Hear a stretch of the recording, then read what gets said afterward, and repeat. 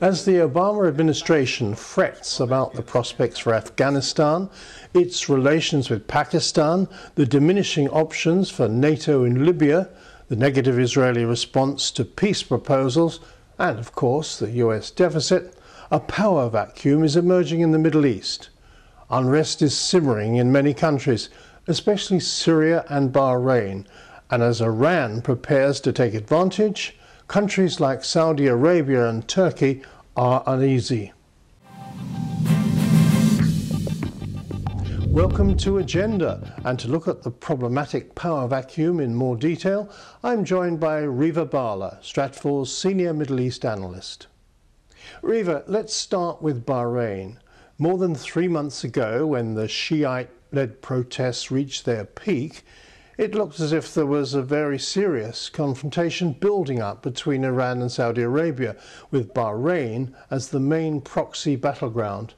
Where does that situation stand today? Well, if you look at the situation in Bahrain today as compared to, say, in mid-March, things certainly look a lot calmer. But the Bahraini government is certainly walking a political tightrope. Coming up, we have a national dialogue that the Bahraini government is initiating on July 2nd, where it's trying to show that it's reaching out to the opposition, bringing them into the political fold, and at the very least, listening to their demands. But we are also seeing protests continue. On Thursday, tear gas was used against protesters. There are plans for more protests, and these are led by the majority Shia opposition. This is especially concerning not only to Bahrain, but also to the Saudis, who lead the GCC force that has a military presence currently in the island country. Now, going back to the origin of these protests, there are legitimate Shia grievances there, but the real fear of these Sunni royal families is that Iran could bring its covert assets to bear and initiate larger uprisings that could seriously undermine the authority of these Sunni royal governments. That's something that would certainly work in favor of the Iranians as they're trying to expand their sphere of influence in Eastern Arabia. Now, while Saudi Arabia and its GCC allies were very quick to clamp down in Bahrain in mid-March and arrest most of the unruly elements that were tied to Iran, there is some indication that Iran has exercised some constraint and that they still have some assets that they could bring to the table and further destabilize these Sunni royal regimes. And so the GCC states are very wary of the fact. They're also looking ahead at Ramadan, which begins in August. And, at this time, you have an opportunity for Shia opposition groups to organize. You have religious tensions particularly high at this time, and the Bahrainis do not want to see a situation escalate that Iran could exploit further down the line. So what happens now? We're looking at a situation now where rumors are circulating that the GCC forces are drawing down their military presence in Bahrain, saying that the situation is calm enough for us to be able to do this. Now, what we're really interested in at Stratfor is whether this drawdown of forces is a limited concession by the Saudis to initiate a dialogue with the Iranians. We've seen over the past couple weeks in particular, the Iranians putting out feelers for negotiations with the Saudis.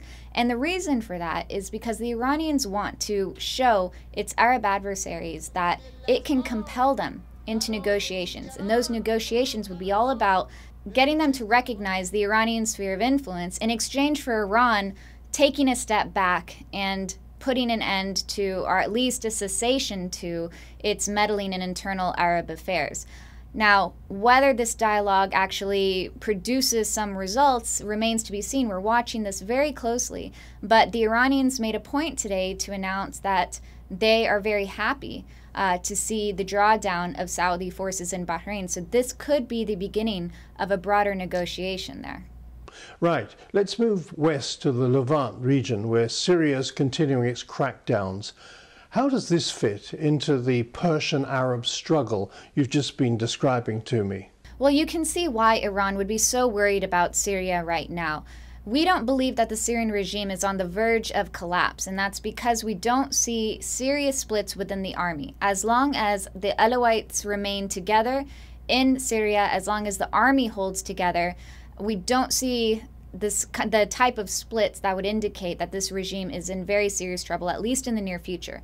Now, the regime has a lot of complications moving ahead as it tries to pull out of this crisis, as it tries to manage its opposition, especially as you have outside forces like Turkey, like Saudi Arabia, like the United States, thinking about the alternatives to the al-Assad regime. And that alternative would most likely be a Sunni entity. And you can see Turkey wanting to restore Sunni influence in the Levant region and over time allowing for such a political transformation.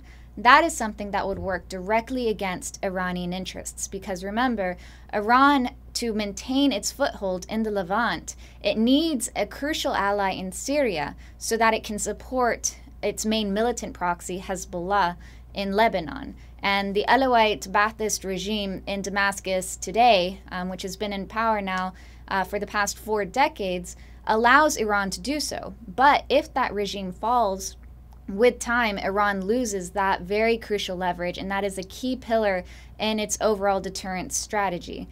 Let's talk about Turkey. Its government is now at the start of its 3rd term.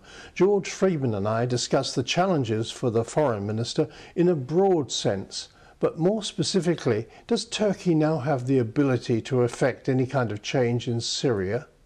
Well, it's an interesting question, and I think that's one that Turks are actually asking themselves right now. You know, for a long time, as Turkey has been coming out of its geopolitical shell in many respects, it's been out of the game for the past 90-odd years. It's now starting to see again what kind of influence it can project in the region. And it's starting to see that its zero problems with neighbors policy is grinding against reality. And Syria is probably the best case example of this. You know, in Syria, again, you have a situation where Iran is very worried about the sustainability of the Syrian regime, even if that regime is not about to collapse right away. The Turks have an interest in restoring Sunni authority in Syria and projecting its influence in that country. And whether Turkey acknowledges this publicly or not, it has a problem with its neighbors. It has a problem with Syria. And Syria is, in effect, an indirect confrontation between the Turks and the Persians. And so this is a very interesting dynamic, one that we've been expecting to come to light for some time, as Turkey is the natural counterbalance to Iranian power in this region. And so, you know, Syria is really not the only point of contention there. Really, the crucial area that we want to look at is Mesopotamia. And that's where we have the U.S. withdrawing from Iraq, leaving open a power vacuum that the Iranians have been waiting a very long time to fill. And then the Turks are working, they have been working very quietly in trying to bolster Sunni forces to balance against the Iranians. That's sort of the natural proxy battleground between these two powers. So while publicly, you know, Turkey is still trying to show that it does not have these big problems with its neighbors, that it's, you know, downplaying any sort of confrontation, at a certain point it becomes very hard to hide the fact that these problems are coming to the fore. Now, you mentioned the power vacuum as the Americans leave Iraq. In Washington, President Obama has much in his mind. Afghanistan, of course, NATO's problems in Libya, the deficit. So how much focus is there on the triangular issue that we've just been talking about? I really don't think that the U.S. can devote that much attention to these issues, as important as they are. And really the crucial issue for the United States is the future of Iraq and what to do about the impending withdrawal there. How do you create an efficient blocking force against Iran? And if you can't, can the U.S. actually engage in a fruitful negotiation with the Iranians, however unsavory that may be, to form some sort of understanding on a balance of power in the Persian Gulf region? Now, that is something that, of course, is going to alarm the Saudis greatly. And that's why, again, we're looking at these hints of concessions in Bahrain to see if the Saudis are going to try to preempt the U.S. when the Saudis can't depend on the U.S. fully right now to play that blocking role against the Iranians. And if the Turks aren't quite ready to completely fulfill that role, then will the Saudis try to move ahead and try to work out at least some sort of limited understanding for the short term to secure its interests, at least until the U.S. can turn its attention back to these very important issues? Reva, thanks. Reva Bhalla there, Stratfor's senior Middle East analyst. And in next week's agenda, I'll be talking to George Friedman about Iran, the first in a series of agenda specials on world pressure points.